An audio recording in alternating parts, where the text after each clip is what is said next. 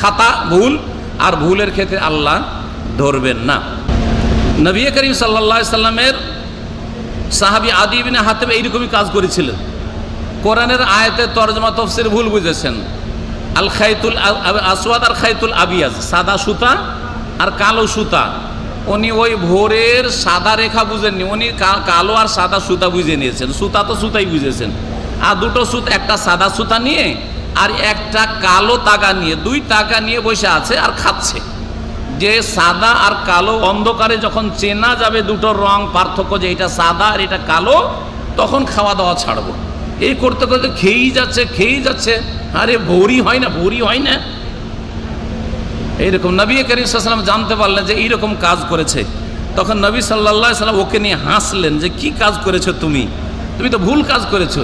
এখানে কালো আর সাদা সুতার তাগা বলা হয়নি, এখানে বলা হয়েছে বায়াজুন নাহারি ওয়া সাওয়াদুল লাইলি, রাতের অন্ধকার যেন শেষ হয় আর দিনের যেন শুভ্র রেখা, ভোরের ফর্সা অবস্থাটা পূর্ব আকাশের যেন দেখা যায়।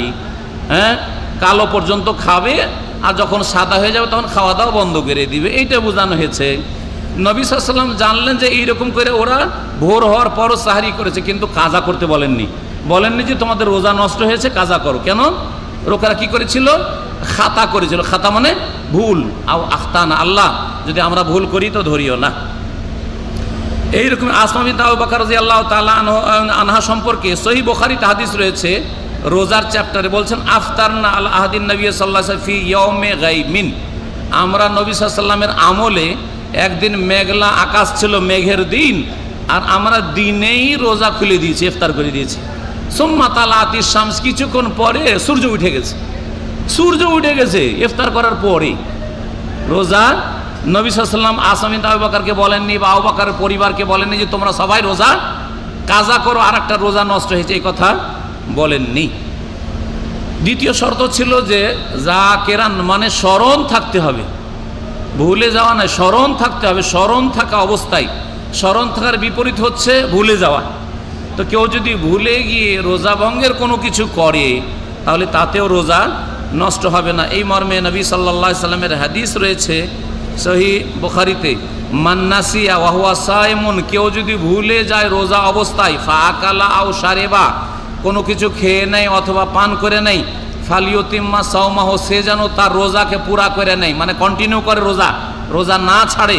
ফাইন্নামা আতআমাহুল্লাহু ওয়া সাকাও, কারণ আল্লাহ তাকে খাবার খাওয়িয়েছেন আর আল্লাহ তাকে পানি পান করিয়েছেন, তাতে রোজা নষ্ট হয় না। তৃতীয় শর্ত রোজা ভঙ্গকারী বিষয়গুলি সম্পর্কে, রোজা ভঙ্গ হওয়ার জন্য, সেটা হচ্ছে ইচ্ছা করে যদি কেউ করে, অনিচ্ছাকৃত কেউ যদি করে, হ্যাঁ, বা হয়ে যায় কোনো ব্যক্তি থেকে, তাহলে তাতে রোজা নষ্ট হয় না।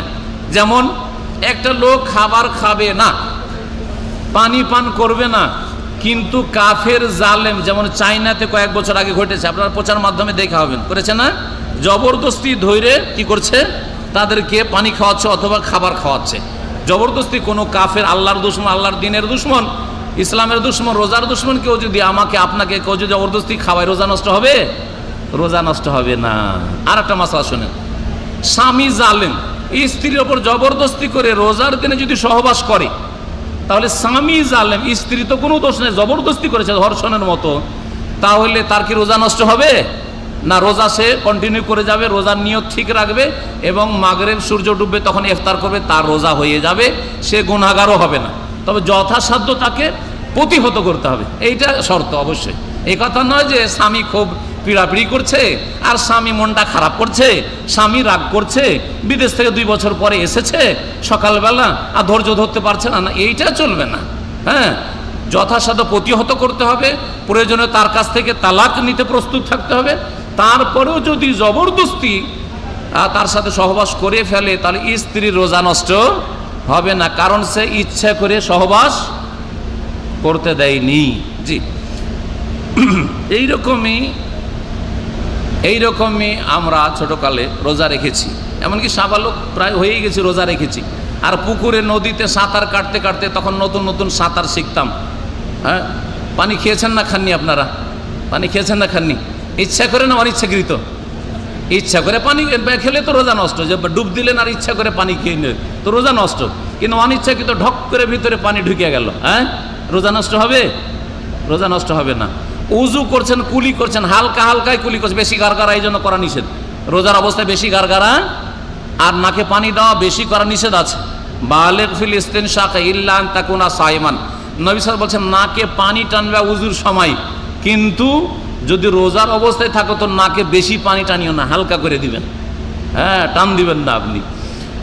ওই রকমই যে কোনো অবস্থায় আপনি সাঁতার কাটতে গিয়ে অথবা পানিতে গোসল করতে গিয়ে, ডুব দিতে গিয়ে যদি অনিচ্ছাকৃত ভিতরে পানি চলে যায়, তা থেকে রোজা নষ্ট হবে?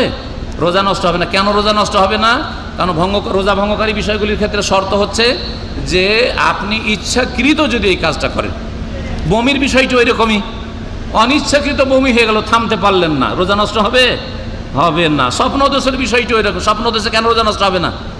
কেউ যদি হস্তমৈথুন করে বাথরুমে গিয়ে রোজার অবস্থায়, রোজা নষ্ট, কিন্তু ওই ব্যক্তি স্বপ্নদোষ হইল আর তাতে বীর্যপাত হলো, রোজা নষ্ট হবে না। কেন? হস্তমৈথুন ইচ্ছাকৃত করলো আর স্বপ্নদোষ অনিচ্ছাকৃত, ঘুমের অবস্থায় জানেই না কখন কি হয়েছে, জি, সেজন্য রোজা নষ্ট তাতে হবে না।